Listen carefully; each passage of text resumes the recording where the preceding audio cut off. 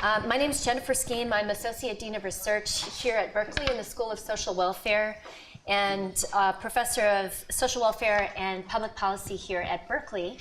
And we have a terrific panel that the organizers have put together today on AI-enabled law enforcement.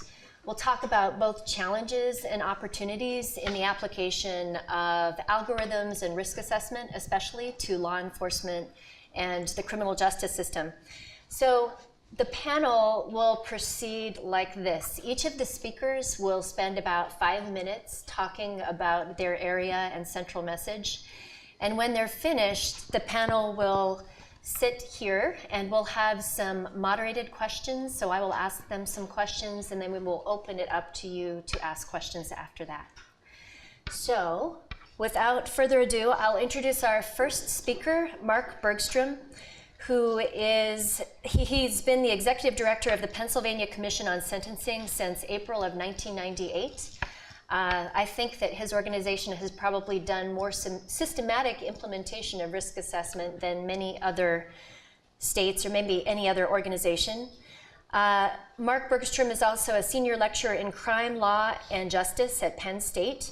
He serves as a state sentencing and corrections associate with the Vera Institute of Justice, providing technical assistance to jurisdictions on sentencing and corrections reform.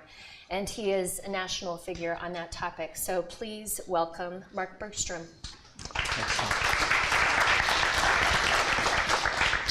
Thank you and good afternoon. I know we could all spend hours talking about each of our topics, but I have, I think, 4 minutes to explain what we're trying to do in Pennsylvania. So in 2010, the General Assembly in Pennsylvania passed a legislation that mandated the Commission on Sentencing to adopt a risk assessment instrument for use at sentencing. And at the time, I think there were only a handful of other states that had done this. The most prominent was the Commonwealth of Virginia, where they developed a risk assessment and built it into their sentencing guidelines. In Pennsylvania, we looked at the work that Virginia did. We had sentencing guidelines in place, advisory guidelines, and we looked at the mandate that the General Assembly enacted and tried to figure out a balanced approach to taking on this task. So the first thing we did was try to do a quasi-replication of the work of Virginia. In Virginia, they focused on specific offense categories, and they were looking at individuals who were in state prison and trying to identify individuals that perhaps could be diverted from state prison. And that was particularly focused on nonviolent offenders. But they also had an obligation to look at sex offenders and to identify offenders that were at high risk of a violent reoffense. And when we looked at our enabling legislation, our legislature required us to look at all offenses. So on an annual basis, the Commission receives about 150,000 sentences under our guidelines. And so we had to develop an instrument that could be used in all cases in our trial courts on a sort of a real-time basis. Our mandate was limited to a second-generation risk assessment using static factors and really deriving factors that could be used statewide. So while we might have some jurisdictions that had very deep and rich data, there might be other jurisdictions with sort of spotty data. So we had to look at what was available statewide, static factors, and we decided to focus on certain criminal justice factors and certain demographic factors. A key decision was, how do you use whatever you build?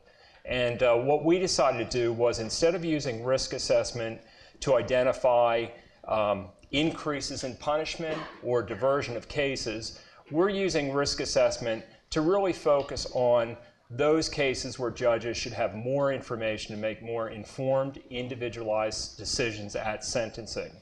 Because as we looked at the Commonwealth and we looked at all of the individuals that were coming before the court for sentencing, we found that only about 20–25% of cases did judges have very much information on the case, have a pre-sentence investigation report. And we also knew that about 95% of cases were negotiated pleas. So the issue was, how do you improve on the system you have where judges are basically either accepting a negotiated plea or acting on very little information.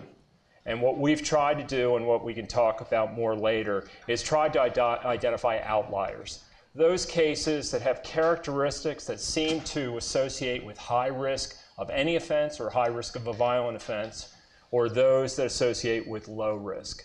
And when we identify those outlier cases, then say to courts, those are the kind of cases where you should focus some additional resources, provide additional information on that individual so that you're not making a decision on sentencing based on a risk category or a risk score, but rather on more detailed information about that offender and then using that to inform your decision at sentencing.